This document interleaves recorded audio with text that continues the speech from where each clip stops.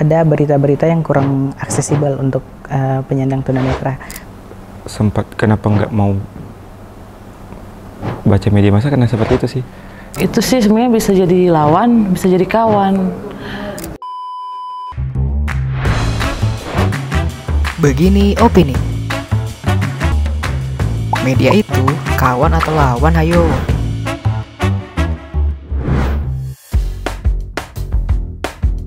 Kami bertemu dan bertanya kepada orang muda dari ragam agama, keyakinan, disabilitas, etnis, gender, dan seksualitas dari Sulawesi Utara tentang dengan melihat pemberitaan yang membahas komunitas mereka di media mainstream, menurut mereka media adalah lawan atau kawan. Yuk kita simak. Tabea, nama saya Vilo Karundeng. Nama saya Candice. Nama saya Ilma Yanti Narsisus. Nama saya Jennifer Kakunsi. Saya Yurun. Saya Sri Ellen Puspita Pumulu, biasa disapa Wenti. Nama saya Swadiswal. Saya Fahria Wahyuni Datau, sering dipanggil Ria. Saya Peter Alexander Sapan. Kalau boleh tahu dan disebutkan, kamu dari komunitas mana? Komunitas GWL Kawanua, Sulawesi Utara. Pemuda adat Minahasa dari Barisan Pemuda Adat Nusantara. Komunitas Bahai. Komunitas Persatuan Tunanetra Indonesia di Provinsi Sulawesi Utara. Dari komunitas Yahudi. Korps PMI Putri Cabang Metro Manado dan juga tergabung di Gerakan Cinta Damai Sulawesi Utara. Penganut kepercayaan Malesung. Komunitas JIP, Jaringan Indonesia Positif, dan Yayasan Batamang Plus. Komunitas OPSI, Organisasi Perubahan Sosial Indonesia. Apa kamu familiar dengan pemberitaan di media mainstream? Media massa enggak. Kayaknya enggak terlalu sih. Familiar sih. Sebenarnya udah jarang ya. Ya, sering. Baca sih, ya familiar. Kurang familiar. Iya. Lumayan sering ya. Atau kamu lebih familiar dengan alur peredaran informasi di media sosial? Mengapa? Kalau sekarang udah lebih ke media sosial ya. Karena kan media sosial itu update sekali ya. Ya kalau di medsos itu banyak informasi yang datang itu dari Facebook ya. Lebih familiar di media sosial. Karena beranda-beranda di media sosial itu yang tentang berita-berita juga lebih sering saya lihat. Karena kalau yang di media massa itu ada berita-berita yang kurang aksesibel untuk penyandang tunanetra. Sementara kalau di media sosial dia lebih mudah diakses oleh kita teman-teman tunanetra. Lebih sering di medsos sih. Karena kan kalau medsos sering kita buka ya. Bagaimana kamu melihat media mainstream dalam pemberitaan isu komunitas kamu dan isu komunitas rentan? Kepercayaan Malesung sebenarnya yang saya temukan itu masih kurang ramah. Jadi penggunaan istilah yang berkesan sebenarnya memojokkan kita komunitas. Masih banyak yang belum tahu transpuan atau LGBTIQ. Saya rasa sih masih belum terlalu baik sih.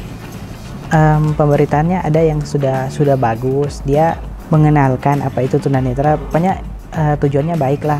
Cuman di dalam berita ada diselingi dengan kata-kata atau kesimpulan lain yang kurang mengenakan gitu.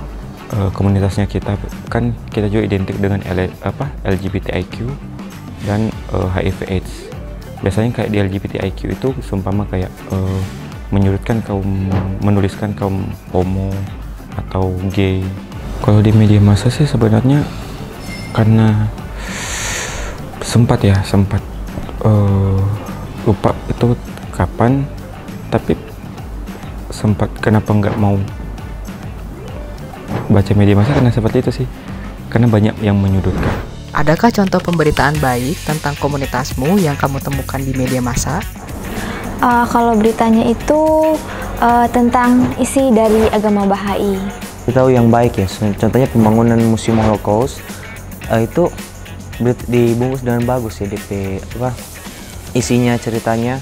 Prestasi sih, kayak fashion, mereka di dunia fashion. Banyak sekali sebenarnya kalau berita-berita, isi berita, judul berita yang baik, dan itu dibuat juga oleh teman-teman jurnalis di Sulawesi Utara. Ada para jurnalis-jurnalis lokal yang hidup di dalam kelompok masyarakat adat misalnya, contoh, mereka kemudian dapat menggali informasi, dapat menggali cerita-cerita yang lebih dalam. Jadi menurut kamu media itu kawan atau lawan? Dan kenapa? Kalau dari saya sih menganggap media itu sebagai kawan. Karena melalui media kita bisa menyampaikan ekspresi atau aspirasi kita.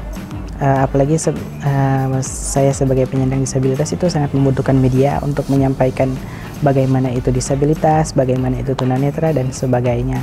Terus kalaupun media ada sempat menginformasikan sesuatu yang salah atau mendiskriminasi, kan di situ kita bisa, jangan kita jadikan lawan, kita bisa mengkonfirmasi dengan baik, terus memberitahu apa yang harus diubah dari pemberitaan mereka.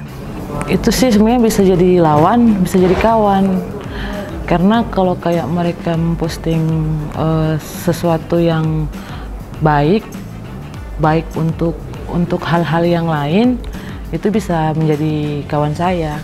Tapi kan ada beberapa postingan yang bisa jadi lawan saya. Saya sendiri melihat media massa itu sebagai kawan karena media massa ini dapat menjadi corong bagi kaum-kaum tertindas, kaum-kaum yang tidak punya kemampuan, voiceless lah, tidak punya kemampuan untuk menyatakan apa saja keresahan mereka.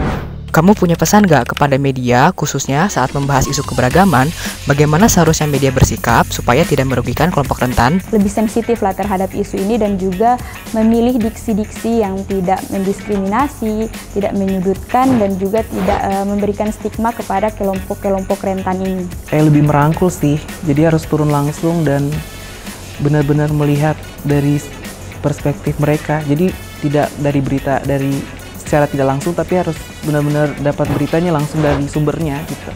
Yang diharapkan oleh kami itu berlaku objektif, jadi tidak subjektif atau terpengaruh oleh dominasi mayoritas. Harus ada konfirmasi juga dari kelompok minoritas seperti kami supaya berimbang pemerintahan. Jangan lupa komen, like, share, dan subscribe channel Kabar Sejuk.